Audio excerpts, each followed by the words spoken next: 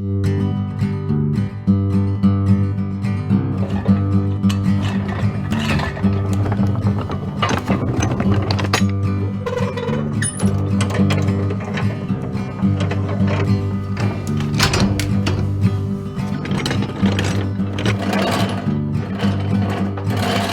two, three, four.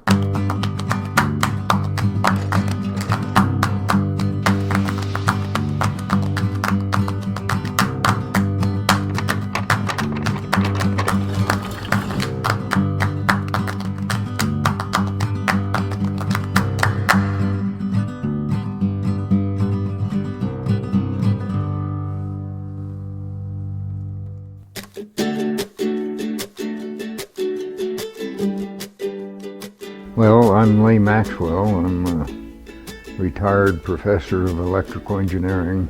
That's longer ago than I can remember almost. Simultaneous with that retirement, I took up the hobby of collecting and restoring antique washing machines. What started out as a whim kind of turned in over the years as an obsession. I now have some 1,400 units, and so my main concern now is the history of washing machines, and that's what I do.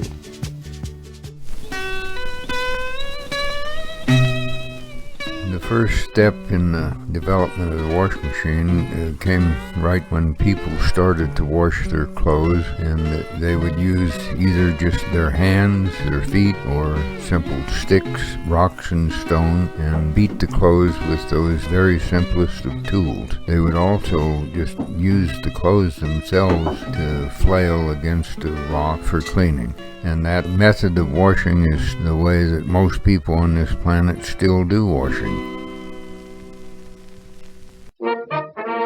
The next step in the sophistication of washing machines was the making of the dollies and the vacuum stomps and perhaps even the washboard. These were a little more sophisticated than actual sticks and stones, but they still involved very significant amount of hand-operated washing. This second phase of the development involved no gearing or mechanical construction. They were typically just single units.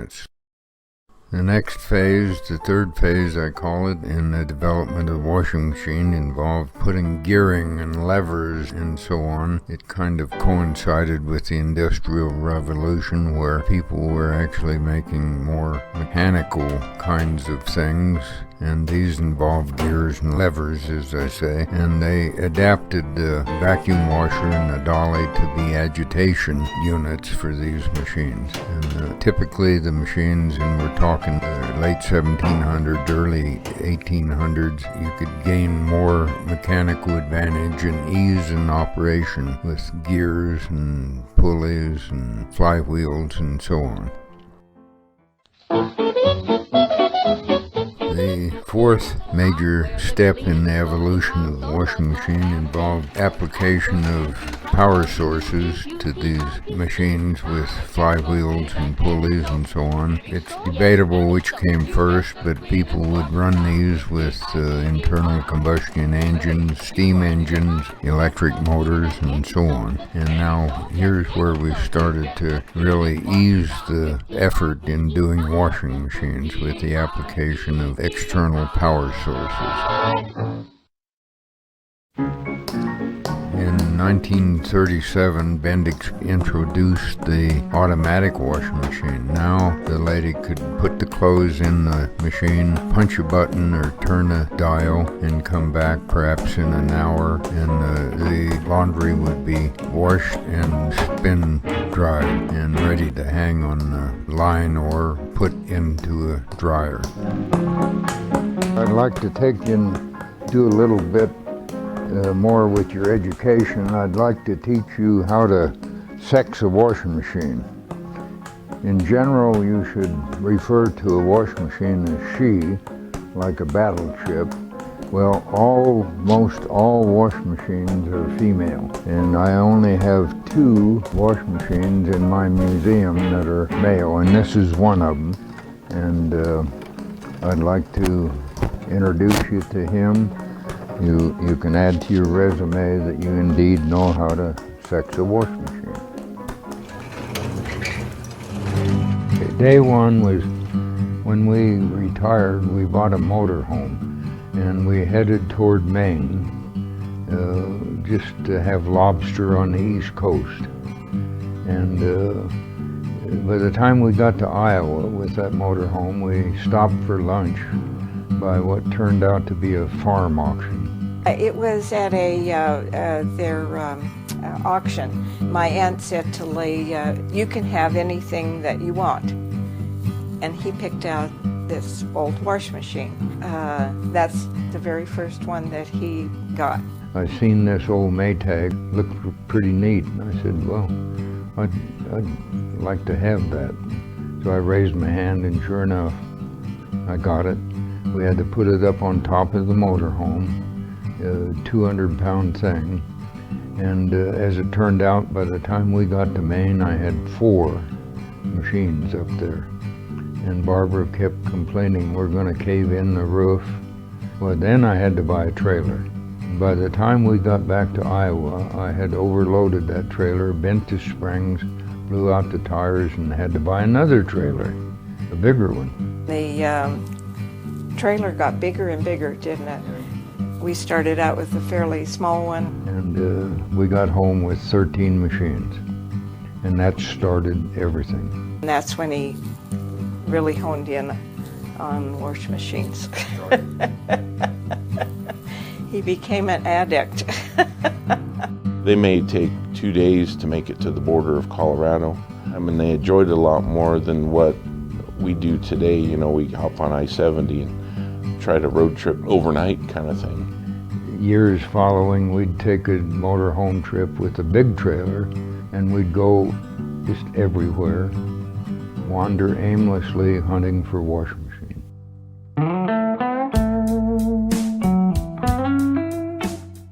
When you find an old washing machine, generally, I tell people it looks like a chunk of dog meat. It's junk. One of the favorite places to find an antique washing machine is in a dump or a junkyard. You're surprised at where you find these machines, or where he finds these. Junk.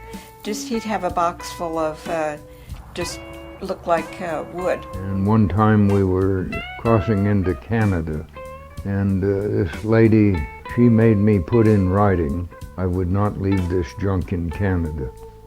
I have to say that it kind of took me back for a little bit. It's always interesting to watch him work on things. We'd get home and he'd turn it into a washing machine.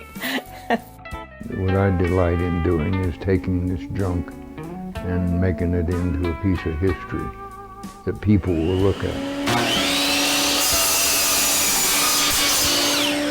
And he has the full range of equipment out there, from bead blasting to things like that. Well, I bring it here in my shop.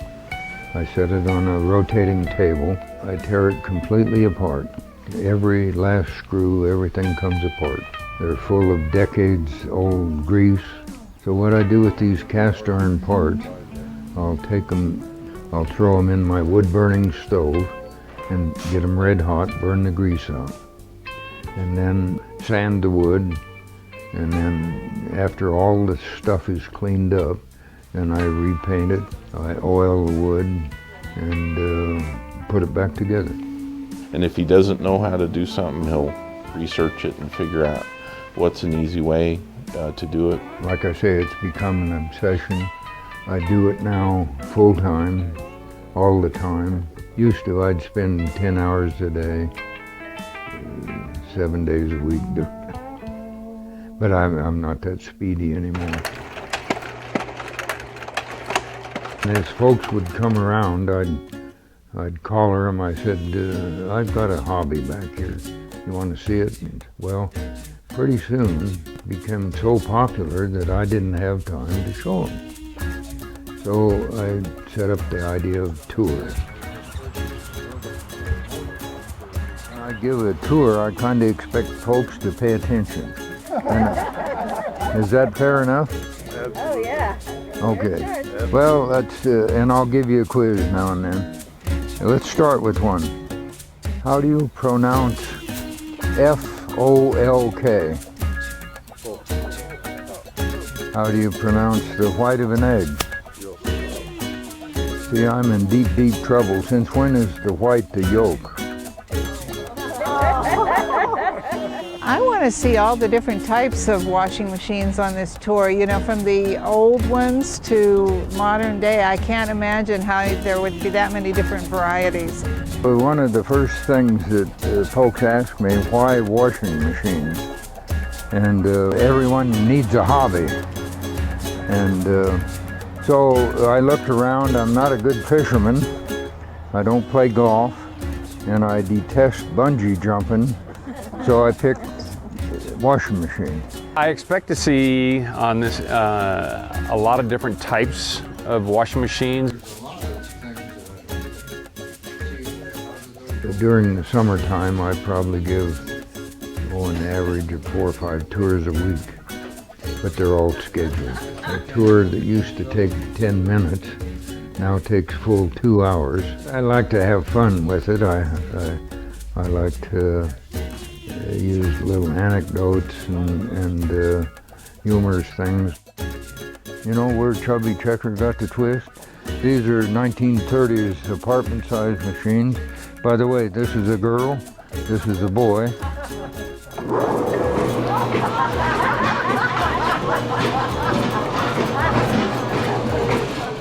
That's a true story. It was pretty amazing. It was very impressive. I love giving tours. I like to show people, you know, there's some pride in having done that.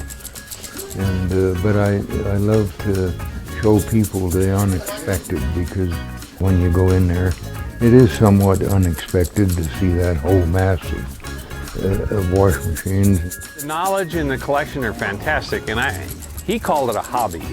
I would say it's a little bit more of a passion. Look out! I like to show them to have fun at doing this and show them the history along the way of the washing machine. It's just fun. It was really impressive. So he's got a wealth of knowledge, and I just hope, you know, that he can share it with everybody. It's fun finding them. It's fun fixing them. It's fun showing them. Every aspect of it is fun. Well, the book I wrote about 10 years ago now. The title of my book is Save Women's Lives, A History of Wash Machines. Where I got the title of the book was, it's imprinted on the first mass-produced electric washing machine. I thought it was such a noble thought that it deserved being the title of a book. It does have the history of washing machines. It tells how we collected them. I describe something about patents and bits and pieces of the advertising I've collected. I show you decals and so on, but it's not a bestseller by any means. But you learn a lot about publishing a book, which is all nice experience. Fits well on my resume.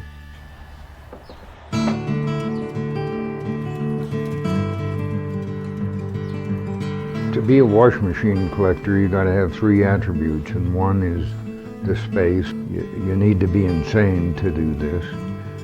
How many washing machine collectors do you know? And the third is to have a saint for a wife. It's been a joy. We've traveled all over the country, met wonderful, wonderful people, and I've thoroughly enjoyed picking up wash machines with Lee. We've had a great time. It's been wonderful. And I'm getting to the age where I'd like to seriously find a home for my collection. It's a history we ought not to lose, and I'm literally trying to give it away. I'm stupid. I'm still buying washing machines, and I want to give the collection away. What he's challenges us is to keep the collection whole. And people wonder what we're going to do with it, and that just never enters my mind. what will happen to it, because it's been a joy. So that's the thing that I hone in on, instead of wondering about the future. I just enjoy the present. It's my intention to make people take a different attitude, and to care. And that's one of the thrusts of my collecting, is people should care about that. It's a part of our history. There are just a lot of neat, different kind of people that enjoy this kind of thing, which I hope I can be one of those kind of people. Everything is fun. I recommend it. If you need something to do, I'd recommend it.